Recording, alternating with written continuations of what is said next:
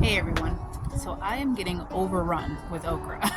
So we are going to come out to the garden, see what we have out here, and then we're going to preserve what we have inside and whatever we find out here.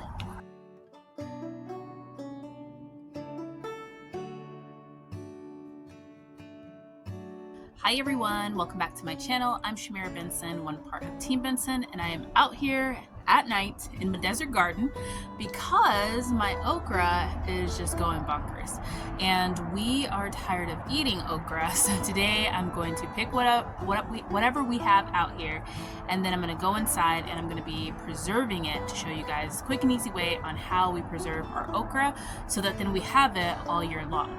Now, I just have 3 plants, which is typically enough for us. I normally grow a variety called Heavy Hitter, which grows a lot of okra. This year, though, I am growing an Emerald, which I love. I actually do love. It produces pretty much the same amount as the Heavy Hitter, but it gets huge and tall, and it is not being phased by this Arizona sun, even with me only doing deep watering like every other day or every 2 days. So let's go see what's on that plant. But first, do you guys see that Armenian cucumber hiding back there? I'm gonna probably have to get that. I'll give it like another day, and then I have to crawl back there to get that one. Now my okra has grown super tall and it is in this mess of a jungle. So I'm gonna grab a ladder. As you can see, this is just one of them. This is the one that's easiest to get. The other 2 are way back there. So I'm gonna try and see if I can get all the okra right now. Okay, so this is all the okra that I just got. I accidentally topped one of my plants. So, I mean, that can't be good. But one of you guys did say if I top the okra, it would just bush out somewhere else, like on like the main stalk. So hopefully that's the case, because that was difficult to even try and get to. I'm really gonna need to trim back probably that Malabar spinach, which I need to do anyway, because there's a lot of Armenian cucumbers that are growing in there that when I was crawling in there, I found. And there's little baby spiders that I don't want to be jumping on me. So let's go take these in the house along with and see what all we have in there already. Okay guys, so when I say I have a lot of okra, this is what I mean. This was just what's in the refrigerator. Like, it is a lot. Now the first thing we're gonna do is we are going to wash our okra, and it's just a little bit of water, and you can do water and vinegar or water and salt, but just give it a little bit of a clean. Okra isn't one of those things that you have to like scrub and get like all of everything off of it, because you can look at it and tell if there's anything on it, and it's not one of those things that really get dirty because they're growing up in the air. But you do want to wash the wildlife off of it. Now, some of these okras are a little overgrown, like these.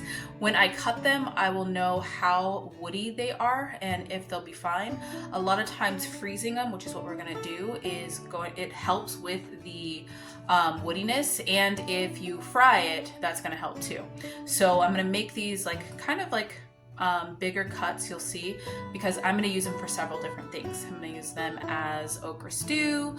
I also make a kosher gumbo that I love, and then we fry them. I don't love a lot of fried food, so usually I save the frying for like Hanukkah, because you know, the whole cooking with oil situation, and like I said, I don't like fried food. But let's go ahead and let's get these cut up and cut into them and see how they are. Okay guys, so this is all my okra that I have. I'm gonna save this little bag and just pop it in the fridge because I'm gonna be using it probably tomorrow anyway to put more okra in there. If you guys don't know, okra is something you have to check like twice a day. And then I'm just gonna use this big bag to start collecting it. We're at that point to where we're not eating a lot of the okra that's coming off the plant now. So I want to start preserving it because we will want that later on when we don't have any okra growing. So all I'm gonna do is I'm gonna cut it at an angle like that. And as you can hear, that one has a little bit of a slight like sharpness to it where it's a little crunchy. This one is a little overgrown. So actually what I'm gonna do is I'm gonna save these ones for frying. So I'm just gonna put these ones in a different bag. They're a little woody when it gets to like cutting or using them for like soups and stews, and you can hear the difference. In a younger one, it cuts a little bit softer. You could feel it more than hear it. Now these tops I'm going to save for the garden. I try to make a habit of always saving something for my compost bin. Yeah, these ones are pretty tough. I think as I get closer to the top, it'll get a little bit softer. So yeah, these ones are fine, except for this bottom one is a little tough. So I'm actually gonna put this in my garden pile. Now, yes, you can eat the entire okra. You can pickle these things and eat the entire thing, or you can just cook them and eat them. But I like to be able to share with my worms. And so one of the things that I always make a practice of is getting my pile and the garden's pile. So what am I gonna give back to and feed back to my worms so that I can continue my soil to grow? So I'm going to finish cutting up all these. I wanted to show you guys this real quick because I think that sound, like the hardness sound, was just coming from it being like super fresh and me taking it off the plant. Because this is what one that has been refrigerated sounds like, where there's no crunch to it and it just cuts really easily. And that one was the same size, so I'm actually probably just gonna do what I was gonna do originally and put all of these in there. I think that they will be fine. So yeah. Nice okras. I cut them in pretty big chunks just because I like to, they're easier to fry, and also when you make an okra stew, it's nicer when it's in a chunk. Okay guys, so now we have our half a bag of okra so far. We've labeled it. It's all chopped up and ready. Now you could lay this flat to like freeze. I'm just gonna actually just kind of go like this and lay it like that in the freezer and then just shake it all down once it's frozen. It really breaks apart pretty easily, so you don't even have to really do that step. And then I also have, this is what's going back to the garden. Where my black cherry tomato is, I'm going to be digging a hole in there, like a really deep hole, and then I'm going to put the okra down there because I'm preparing that space for the black cherry tomato.